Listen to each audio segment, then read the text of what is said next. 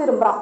நாகமான் நம்ம அந்த தீர்க்கதரிசியை பத்தி தப்பா நினைச்சிட்டோமே அப்படின்னு சொல்லி மனம் வருந்தி அவன் மறுபடியும் எலிசாவின் இடத்துல போய் பார்க்கறதுக்காக போறான். அப்ப என்ன சொல்றான்னு பாப்போமா?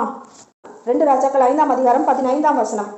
அப்பொழுது அவன் தன் கூட்டத்தோடெல்லாம் தேவனுடைய மனுஷனிடத்துக்கு திரும்பி வந்து அவனுக்கு முன்பாக நின்று, இதோ இஸ்ரவேலில் இருக்கிற தேவனை தவிர பூமி எங்கும் வேறே தேவன் இல்லை என்பதை அறிந்தேன்.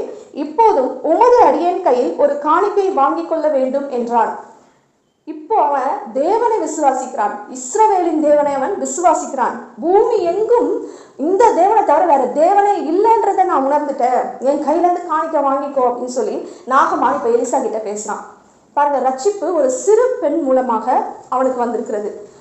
அந்த சின்ன பெண் அவனுக்கு சொல்லலைன்னா அவனுடைய வியாதியும் குணமா இருக்காது. அவன் ஆண்டவரை ஏத்துக்கிட்டும் இருக்க மாட்டான் இல்லையா? அன்னைக்கு ரட்சிப்பு அவனுக்கு மட்டும் இல்லை, அவனுடைய